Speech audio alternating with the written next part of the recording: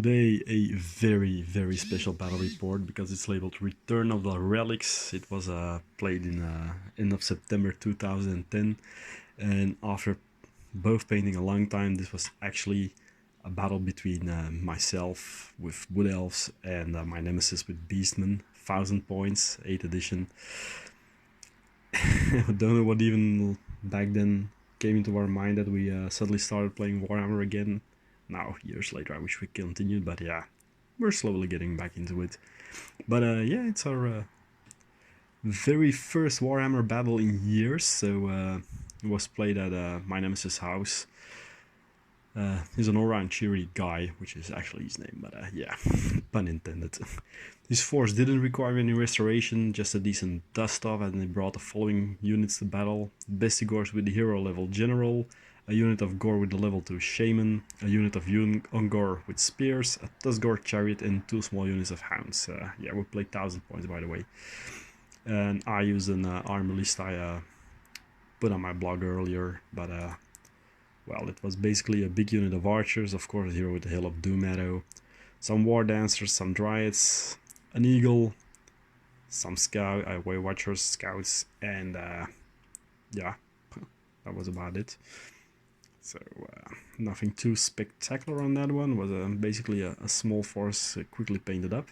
So we rolled both forces deployed, a very thin green line versus a massive furry battle host, and needless to say, won both deployment and first turn rolls. So his first turn didn't see that much action, as he didn't have any charges, no missile troops, and his spells were out of range. He had Devolve and the thing with the Britifac, while I had Tree Singing and the Fury of the Forest. So the Wood Elf first turn saw the wizard irresistibly miscasting Fury, and a War Dancer and 2 Dryads were blown to smithereens by the arcane explosion that it caused. So fortunately, so was a Tusgor Chariot, as the spell cost 5 hits, 5 wounds, and only 1 save. So luck with some bad luck.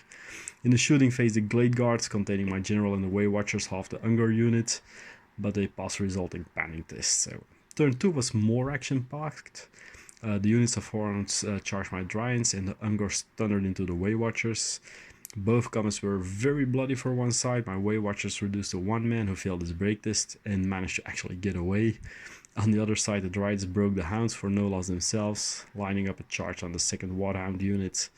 And that second Wood Elf turn also saw a lot of charges, the Dryads and the Eagle charging into the second Warhound unit, while the War Dancers charged the Gore unit with the Shaman, who went into a frenzy. Oh boy.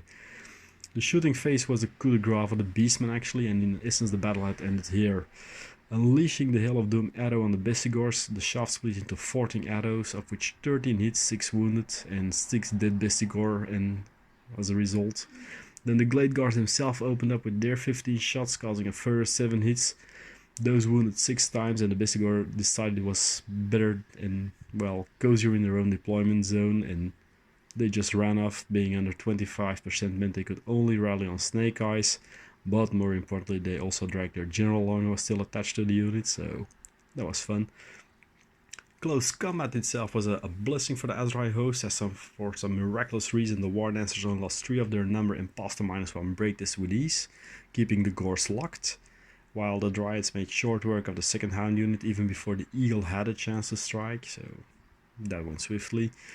So we went on to turn 3 then. The Beastmen only had a combat, and the Gores managed to strike down 3 further War Dancers, however at the loss of 6 of their own number, and failing the break test they did get away, and also would be able to rally on double 1.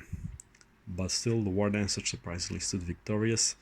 So the game was, well, over, but we did the last Wood Elf turn as well, which saw some charges to make on the fleeing units to run them even further off the table, and the combination of Fury of the Forest striking down 5 Ungor and panicking them, only to be shot down in their flight by the Glade Guards. So it was the first battle for us in about 5-6 years, and it ended there. So I nominate the Spell Singer as last of the match, because she managing to channel almost each and every dispel phase, and keeping the Beastman magic more or less in check, while succeeding casting and causing a fair amount of damage with her Fury of the Forest in 2 out of the 3 casting phases.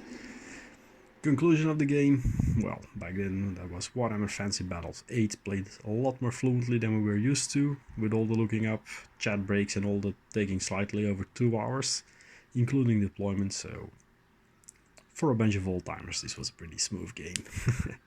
Thanks for listening, hope you liked it. Subscribe and give a comment if you like these Throwback Thursday episodes. Bye bye, see you next time.